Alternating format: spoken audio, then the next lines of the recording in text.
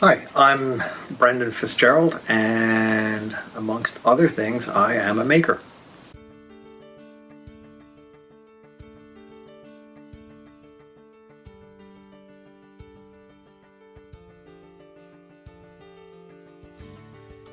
Been doing that since I was a kid. Ever since my father showed me that you could just make things out of thin air, you could fix things all with your hands and whatever's up here.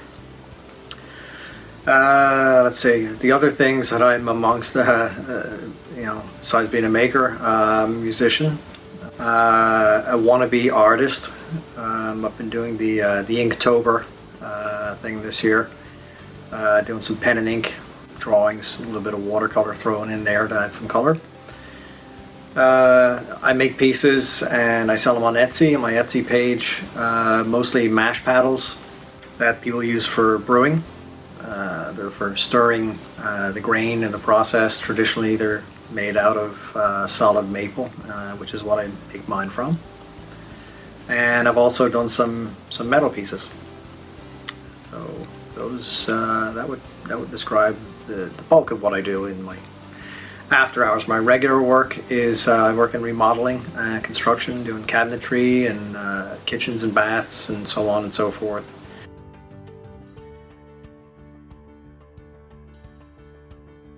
So the last thing I made was one of my mash paddles, the one I call the ingredients, but it's the one that shows all the ingredients for beer making, which is malt.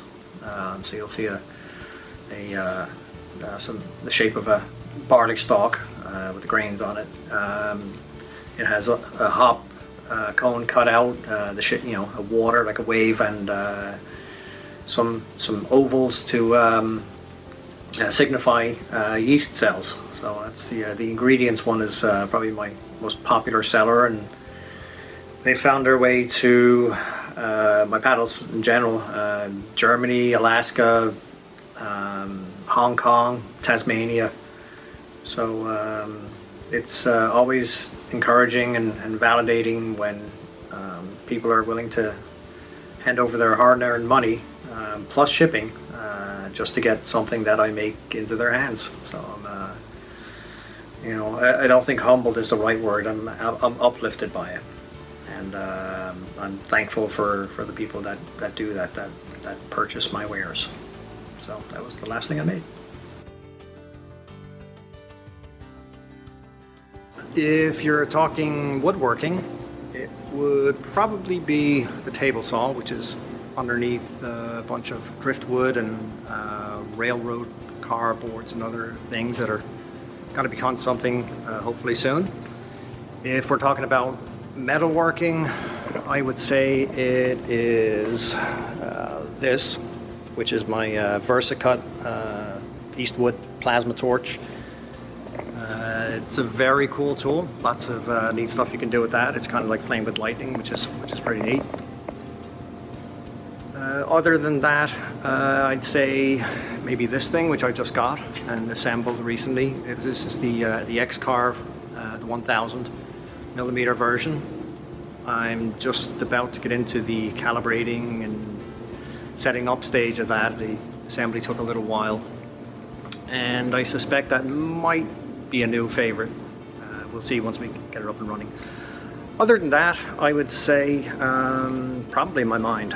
And I think that may resonate with a bunch of makers, because we all have that little spark of creativity, and it comes from our minds and possibly somewhere deeper.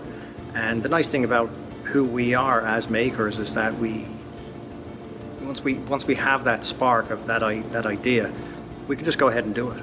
We just start making, and we don't have to wait for anybody's approval or skills. We own the skills, and we just do our thing. So, favorite tool, it's sitting right on the top of my neck, I suppose. But these ones are close, second, third, maybe fourth.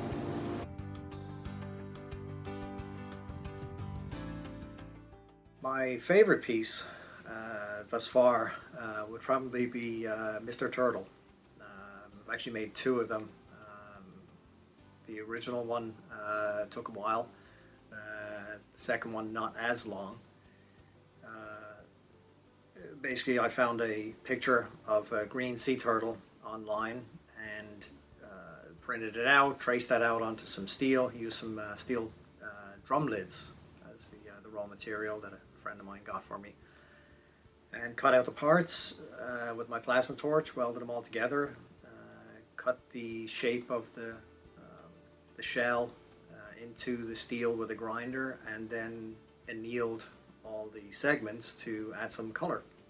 So all the color in Mr. Turtle was just through heat treating, and then he got a few top coats to protect them, and then he was backlit with LEDs with a remote control, and that one I sold on my Etsy page, and a lady in Spain bought that one, so it found its way across the Atlantic, and immediately found itself sitting in customs for about a month. I'm not sure if they thought it was an actual turtle, but the customer, she put my mind at rest and said, no, it's normal. They're just trying to figure out how much tax to charge on it. So that was that's probably my favorite piece so far. It was a lot of fun to do, and it was one of my first projects with my plasma torch. So, skill I want to learn, that would be TIG welding. This is the first piece I did fairly recently. Within here there's a really nice welding shop, and one of the guys just started showing me how to TIG weld. I'm going to be doing some pretty serious beer brewing, and that involves a lot of stainless, and to weld stainless you need to do TIG. So if you can brew beer and TIG weld, you're basically a unicorn. So I'm going to be a unicorn. It's a fun skill to have, I could see. Just based on the results I got on the first piece, it was nice to see some clean welds, not a lot of splatter. So I'm looking forward to exploring that and putting it into some very practical use in the future.